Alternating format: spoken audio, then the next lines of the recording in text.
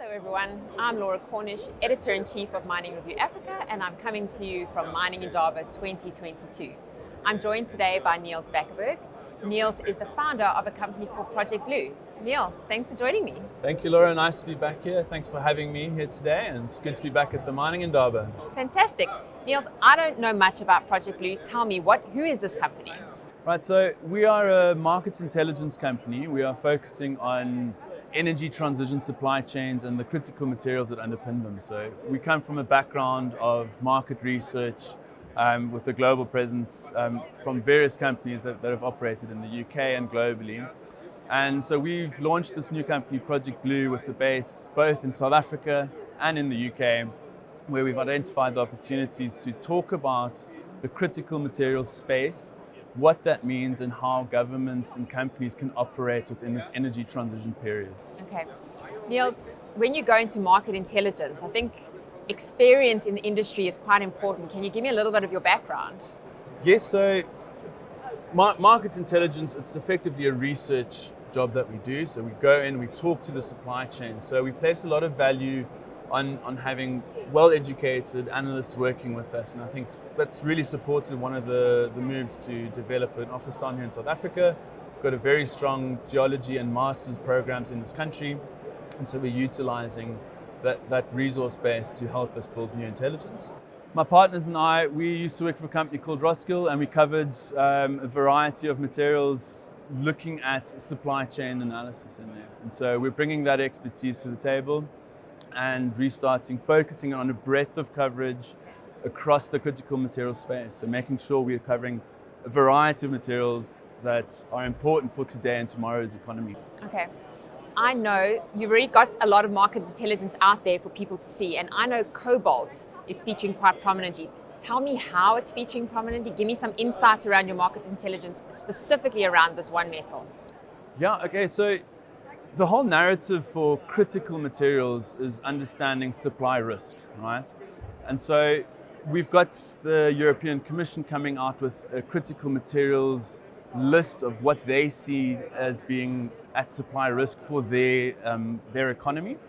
And then you've also got other countries looking more at the value potential, right? There are resource countries like South Africa would be, or Australia. They've published a strategy around critical materials, how to supply these and offer diversity and sustainable supply for the countries that have identified risk markets. Now, what we've done is we've tried to take away that subjective view and actually look at a list of 40 critical materials that we've identified as part of the energy transition space and see what is a global ranking of these materials, how do they feature? So there we were looking at supply risk, so corporate consolidation, supply coming from one country, can it be substituted? Then the ESG risk, that is your environmental, social and governance risk, so using published information on a country by country basis and a ranking. So we've applied ranks to all these metals in there. And then the last one is economic importance. So the list that we've created looks at today's economic importance, right? So, for example, lithium sits down at number 31 out of 40 as the risk material. So that it kind of takes away from its importance for lithium-ion batteries and electrification at the moment. But so one has to understand that from what we're doing here, that's looking at today's economy. So lithium is really important in that trend, and it will likely move up the list with time. So we'll see things like that moving. But yeah, you mentioned cobalt. So cobalt sits up at number one as the most at-risk critical raw material. Okay. Why? So the key factors, again, economic importance, which sort of weights it to why we're interested in this. So cobalt is used in aerospace and certain alloy applications, as well as being part of the lithium-ion battery story. So it has a coverage across current economic importance sectors as well as future sectors. So that's really where it boosts up its economic importance. Then on the supply risk side, the DRC is very important, so that you get most of your ore supply coming out of the DRC, and most of the refined side is happening in China. So its diversity in terms of regional availability is quite constricted. So there it gets quite a high risk in terms of its supply. Substitution, we are seeing in the battery narrative that they are looking to substitute out cobalt, high nickel batteries. So that actually drops the supply risk slightly because we are seeing technology move in a direction that's substituting cobalt. But one of the key factors where risks ranked quite high is on the ESG side, so related to the governance and the social aspect. And that's purely related to where the DRC sits on the World Bank's list of ease of doing business, freedom index, and things that address the social concerns that may be in the country. So yeah, those are the key points. Do you think if there is such a large risk around cobalt, the DRC can fill the gap because the DRC is abundant in cobalt resources?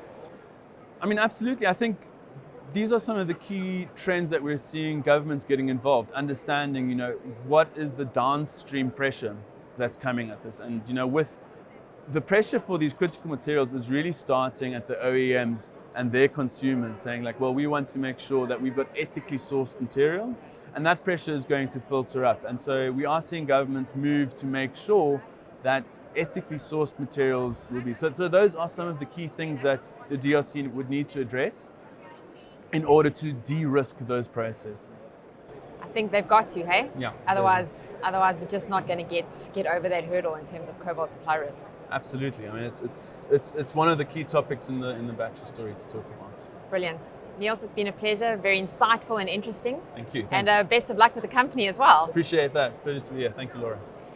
Thanks so much for joining me. For more videos from Mining Indaba 2022, visit www.miningreview.com. We also have DRC Mining Week show live happening from the 1st to the 3rd of June, where we'll be discussing topics of this importance to the audience as well. Thanks again. Cheers.